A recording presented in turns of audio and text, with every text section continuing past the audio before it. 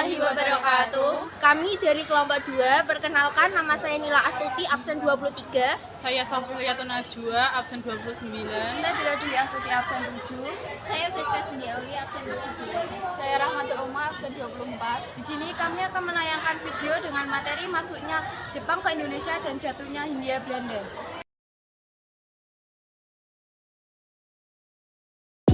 Nah, langsung saja kita masuk ke materinya.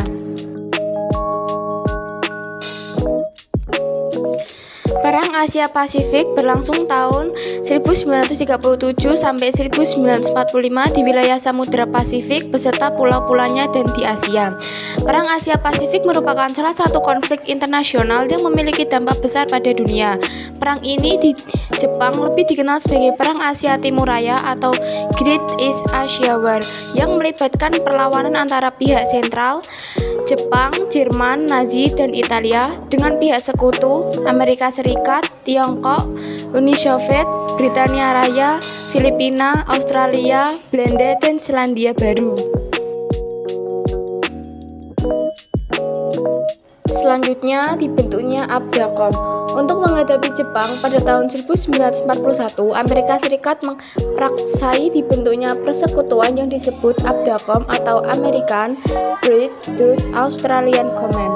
ABDACOM merupakan aliansi komando tertinggi untuk semua pasukan sekutu di Asia Tenggara dan termasuk pelabuhan pasukan Darwin di wilayah utara Australia.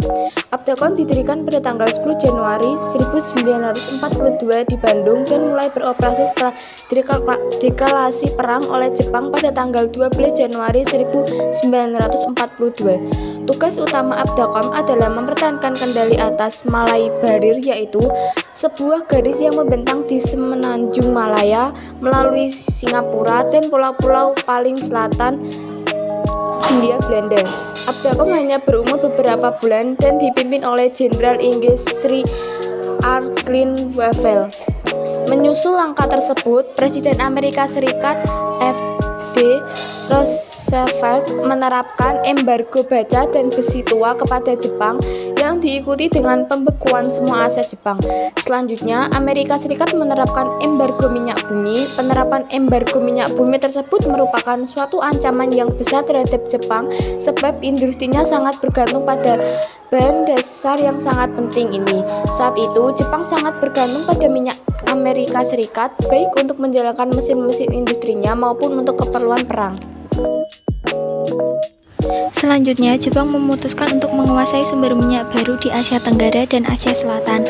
Sebagian dari wilayah tersebut merupakan daerah jajahan Hindia Belanda termasuk Indonesia. Untuk hal tersebut, Jepang harus melewati kekuatan militer Amerika Serikat. Di bawah persekutuan ABDACOM, Amerika Serikat bertanggung jawab melindungi kepentingan Hindia Belanda Indonesia. Menyerang Hindia Belanda dianggap telah menyerang ABDACOM.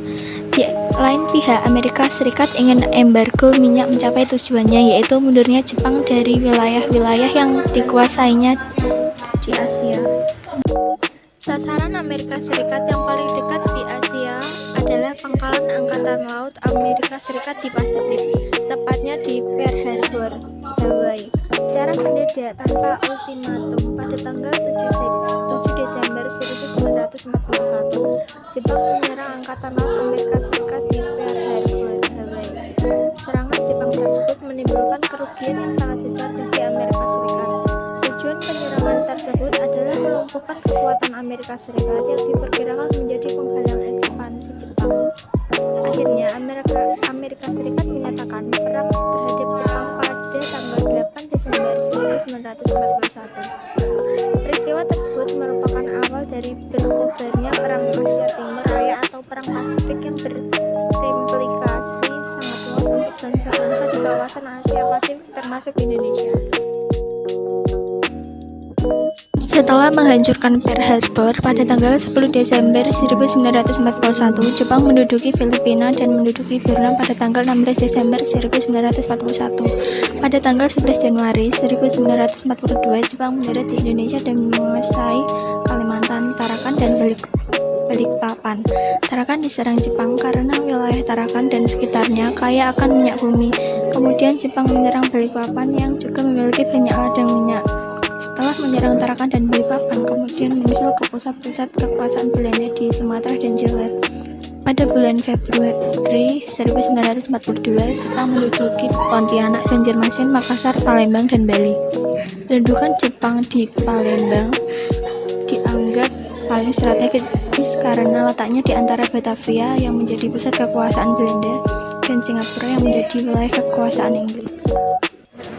Selanjutnya, Jepang mendarat di Banten, kemudian di Indramayu, Kragan, dan Surabaya. Pada bulan Maret 1942, Jepang menyerang Batavia dan Bandung. Jawa dirancang sebagai pusat seluruh operasi militer di Asia Tenggara dan Sumatera sebagai sumber minyak utama.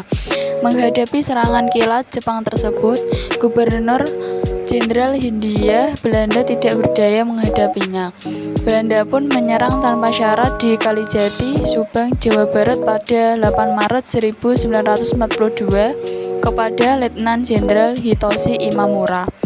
Pada tanggal 9 Maret 1942, Jenderal Haji Terporter memerintahkan kepada seluruh tentara Hindia Belanda untuk menyerahkan diri kepada tentara Jepang.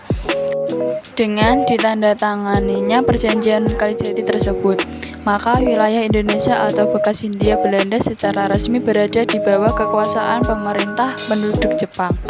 Penduduk Jepang atas Indonesia memiliki tujuan sebagai berikut. 1. Indonesia dijadikan sumber bahan mentah dan bahan bakar bagi kepentingan industri Jepang.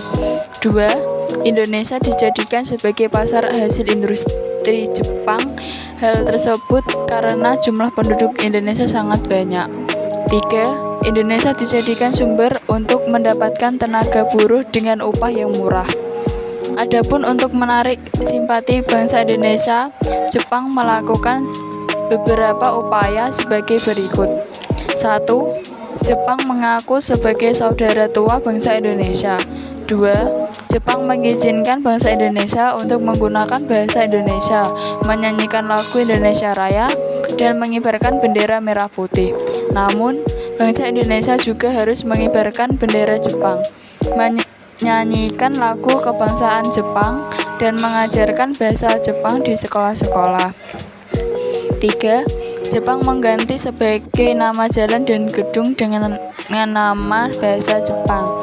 4. Jepang bersikap baik kepada bangsa Indonesia. 5. Jepang membentuk gerakan 3A dengan moto Jepang Cahaya Asia, Jepang Pelindung Asia, dan Jepang Pemimpin Asia sebagai salah satu upaya propaganda kebaikan Jepang.